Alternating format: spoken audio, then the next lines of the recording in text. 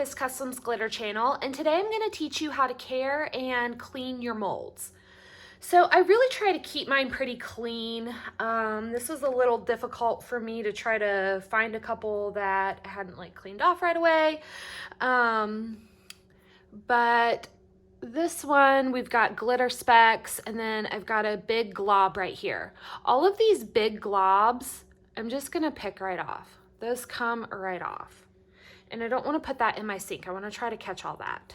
You really don't want these big bits like going down and getting in your garbage disposal or anything like that. So put that to the side. This looks pretty clean. I would probably go ahead and pour it. But for that glitter, this is kind of some darker glitter that's on that. I know my lighting isn't the best right here, and I apologize for that today. But take a little piece of tape. This is just regular masking tape, and you can go and pick that glitter up. You never want to like rub on your molds. That can leave marks. So let's show like deep in the mold. This one has, you probably can't see it. It's hard for me to just even see in person, but especially this one right here. I've got a lot of dust in that one. Otherwise, you know, it looks pretty clean on the inside. Obviously, I've got some of these little globs I could pick off. But again, masking tape, and I'm just gonna go right here and just kind of pick that dust up. That way it's not sitting in my resin and making the other side of this look kind of funny. So that's a good way. You never just want to like take your finger and try to like rub it off or anything. If you do that, especially with these custom molds, then it could leave a little bit of a mark on your mold, and you can kind of see that when you demold it.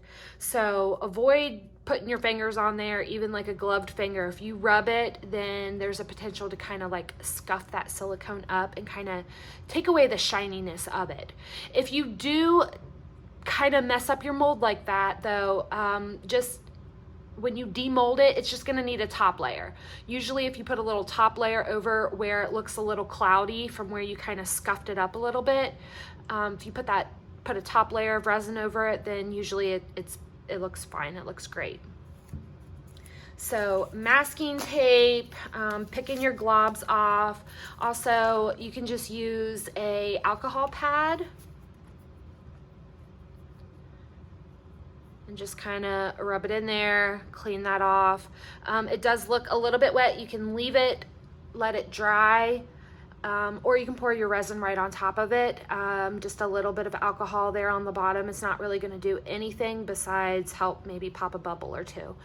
So no worries with that one. Use your alcohol. Now the other good way to clean is in your sink. So sink, fill it up with hot water. And I'm just using some regular Dawn.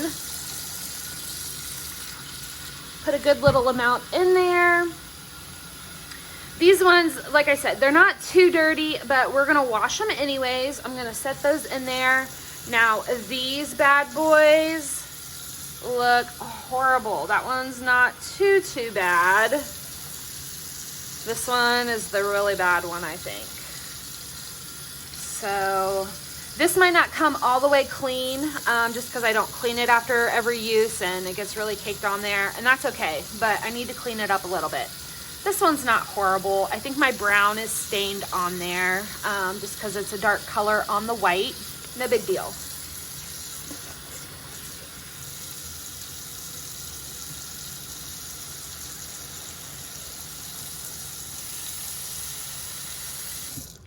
So I'm gonna let these soak. Usually I'll let them soak like a good 20 minutes. Your water can be pretty hot.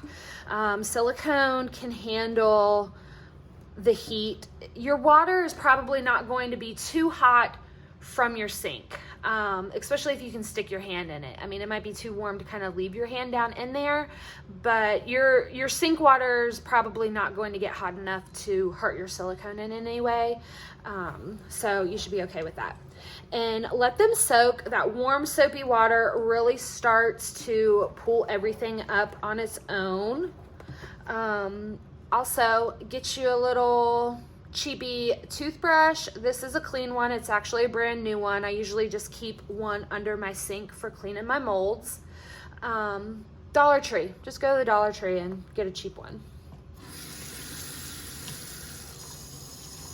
And then you can just kind of use this to like rub some of those clumps off. You might still need to use your finger a little bit, but if you've got some pesky things or something like kind of in the side, I wouldn't do it like right on your area, like where it's going to show from the mold. I would be really careful that way.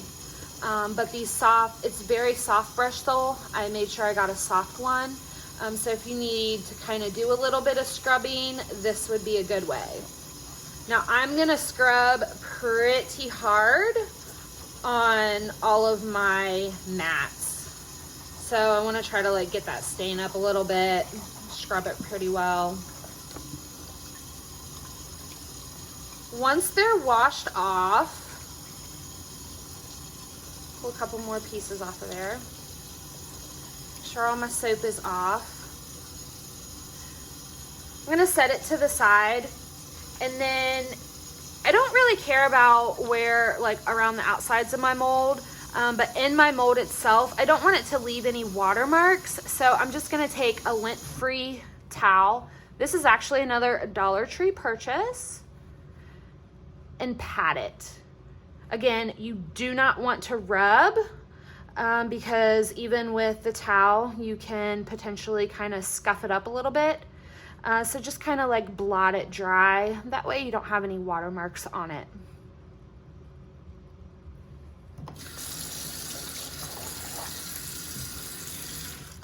Let's get this one out too.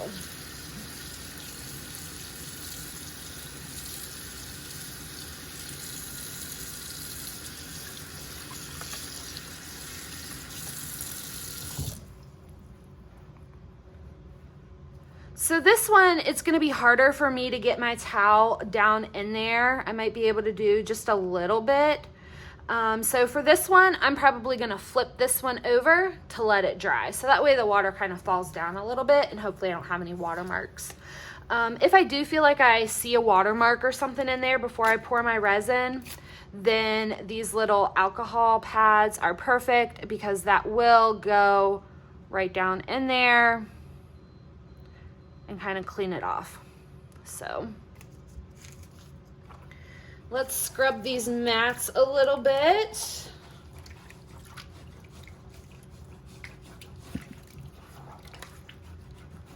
And again, my mats aren't going to be perfectly clean, and some of your molds might not either, especially some of the lighter color molds might have some stains on it, and usually that does not transfer into your next resin project. You should be okay. I haven't really had any transferring issues with mine. A lot of my molds are colored though. I don't have a whole lot of clear ones.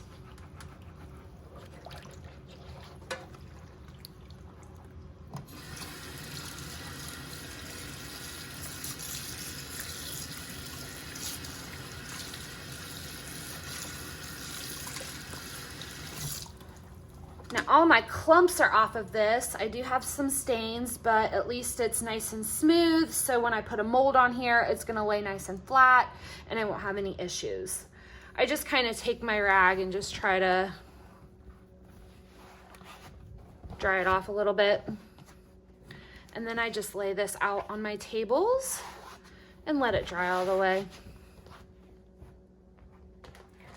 So where's my really nasty one? See this? And like, I was having trouble just peeling it off. Sometimes these drips are like when I'm mixing, and so they're not like perfect ratio. Sometimes they get really stuck on there, but they peel off so nicely after they've been sitting in this warm water for a little bit. So instead of just going and picking them all off, I mean, you can. I sit here and I get in the habit of doing that. Kind of mesmerizing a little bit. But if you take your, usually like this really dirty one, I'll take this one out. But for this really dirty one, it's kind of nice to kind of leave this one like last. That way I've got the base of my sink to kind of scrape against. Now, I don't know if you guys can see it on camera, but I've got a ton of stuff like floating around in here.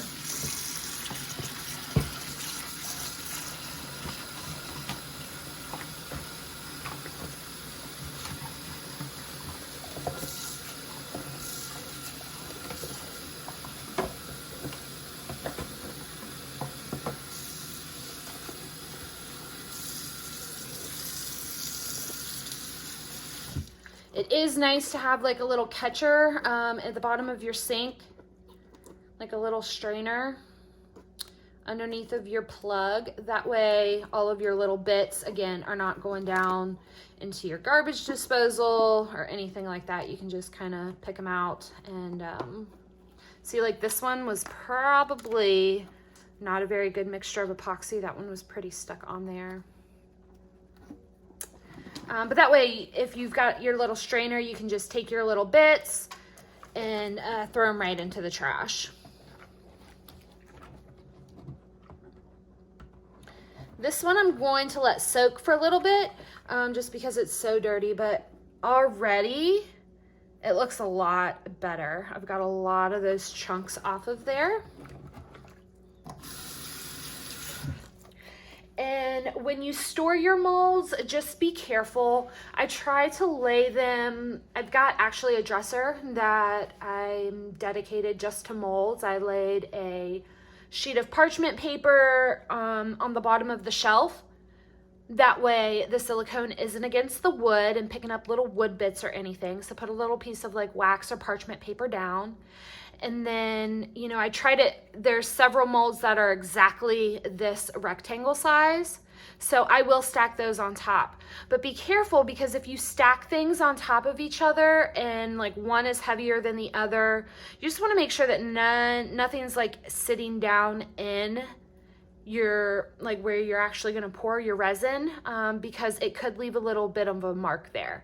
So if I had this like sitting like this and I had a lot of stuff on top of it, so much that this was like pushing down there, then across here, you're going to see a little bit of a mark from where this one had been just like resting there for so long. That's kind of a little bit of an extreme example, because this would probably have to be pretty heavy for it to kind of like go all the way down in there.